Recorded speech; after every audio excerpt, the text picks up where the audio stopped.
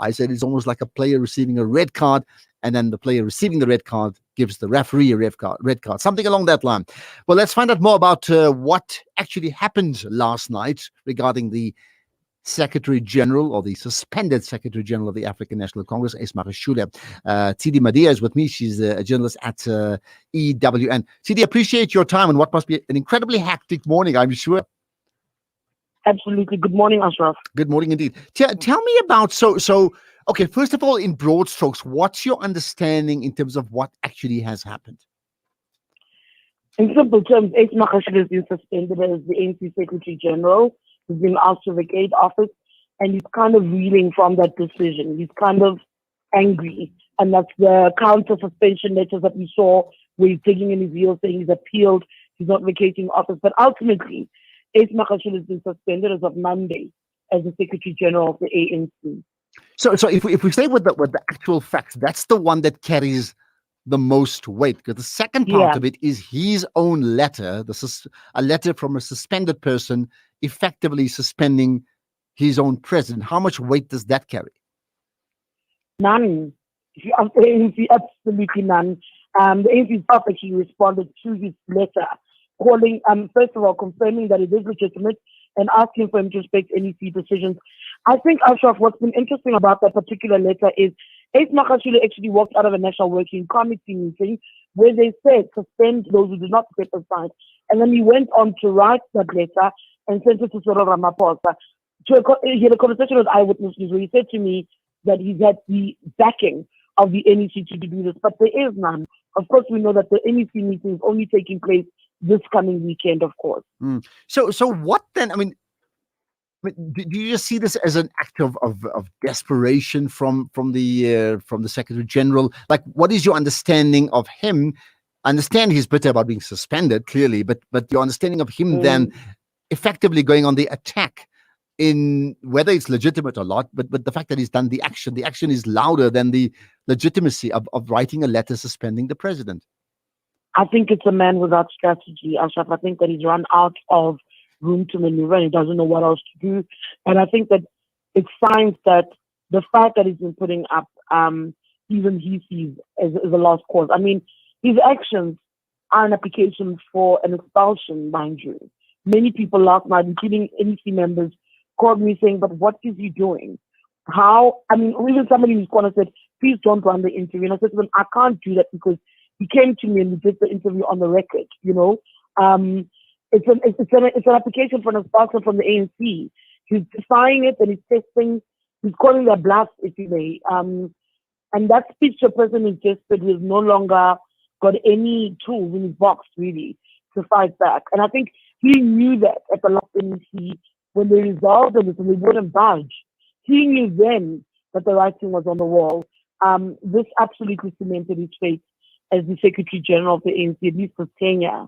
I don't see him finishing it. But it's interesting you're saying no strategy. In fact, many say it's the exact opposite. It is a strategy because the fact that, and I've certainly heard yourself on EWN or 7 2 this morning, and the sound clips, and we'll talk about that in a second, where he mentioned a whole lot of other people who he says has been, set up to fall. So isn't that a clear strategy to put a line in the sand between two halves of the African National Congress?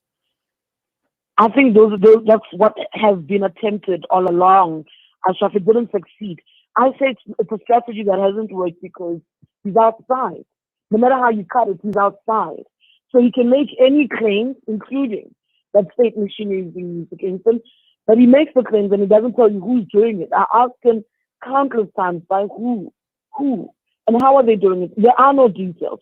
So you leave clouds over your comrades who are still in office, because they're now outside, and you don't give answers. Because if he was trying to bring down the entire ANC, I think we would have names of who it is who's going after Matshidiso and how they're doing it. But he doesn't do that for a reason. I think his back is up against the wall. I spoke to numerous people in his camp, and they too have pretty much given up. I think it's a losing battle. Okay, how much significance? And I'm going through what happened last night. Mm. Reports of suspension. Even my initial, this must be just some fake nonsense. And then you look at it that News 24 running with it, and then IOL running with it, and then there's denials, and there's like the whole thing's fake. And then you get people like Anita Hunter and saying, no, I know because I've spoken to them, and then you get yourself right. How much significance do you attach to the fact that Ace Magashule, in fact, physically, literally called you, picked up his phone, and wanted you to voice him? So that was anger. A lot of people have asked me what I think about his reaction and what he sounded like. And that for me was anger because as Ace had put me on hold, I could hear him on another line with the ANC spokesperson.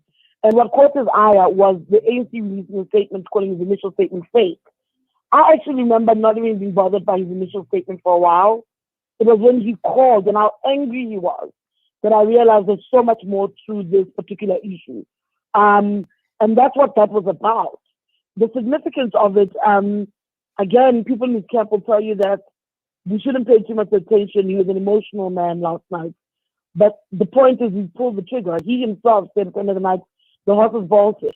Mm. So right now, he's got nothing to lose, I suppose. He's facing an expulsion in essence. So, yeah. You said some people asked you not to play the recording. I mean, can you tell us who those people Yeah. are and why would they want to? Why would they even do that? It's people in Ace's camp. They felt that if his utterances had made it public, it's something that could potentially destroy his career in the ANC. One of them said to me, but you do understand to me that his actions are grounds for an expulsion. Mm. And I said, yes, I absolutely understand that.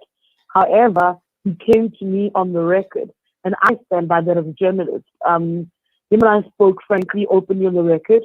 He wanted to get something out in the air. I'd like to believe that he's been a politician long enough to know the impact of such actions. But the person said to me, I'm not sure how we save this man's career now.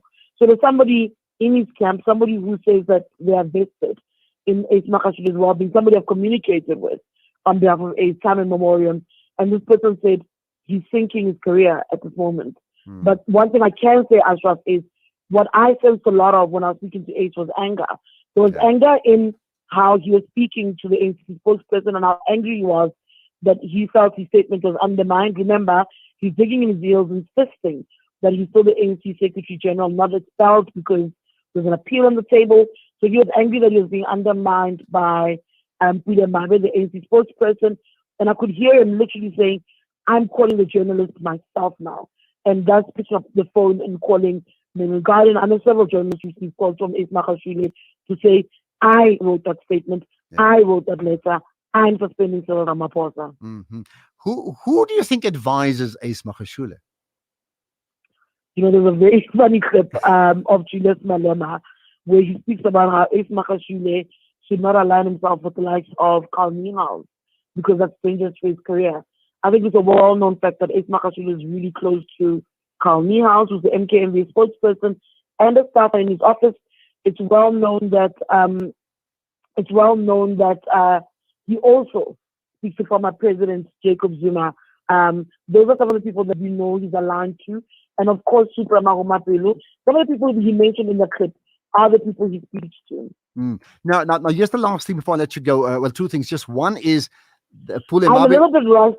Pule Mabe is actually on the line, and I've been looking at him the whole day. It's so strange. I was going to ask you about Pule Mabe. Okay, quickly. Pule Mabe initially denying it, saying that this whole thing is fake. Then had to turn around and say it's true. And the Deputy Secretary General saying the same thing. How much significance do you attach to that? Very quickly, and I know you need to go. I think it adds to the fact that this is a confused organization. It's an organization that's struggling to figure out where it stands pretty much on any issue. I think that they were also trying to give Ace a quick cover. They knew that that statement was legitimate, but in order to protect him, they then say to the media, no, this is not legitimate. But he then throws that back in their faces. One could easily argue that it speaks to, again, an organization that doesn't know where it's coming and going, or most importantly, an attempt to still give Ace Magashule some level of dignity in the wars currently unfolding in the ANC. Okay, appreciate your time. Thank you so much. Here's a challenge to you when Pule Mabe speaks to you. Obviously, you're going to speak to EWN and 702, but if you've got 2 minutes to even come back, I will listen to you anytime because I think you have important things to say. So that's an open invitation to you. Sidi Madia, thank you for your time. Thank you, Ashraf. Have a good day. Absolutely. Have a good day is like, what an understatement. This is what media people live for. I don't know, EWN journalist Sidi Madia. She's had a hectic period overnight. Absolutely. We'll get another take on this issue. Your comments, your thoughts on what you've heard around ACE and Ramaphosa are welcome. WhatsApp voice notes or text 0617660355. But of course, and people are doing so, you can continue commenting about Zuleika Mayet's African Delights. I'm just saying, 2 names, first name, surname, 2 words, Indian Delights. Maybe African Delights is not a bad idea either. I say that, you say what? Because we'll talk to her after 9:30, and your comments are nostalgic. I know that. So you tell me what you think about her, and we'll pick up on that conversation as well later on. Another take on the ANC issue in a moment. Looking to get your kick? Kiki's have now reopened on 235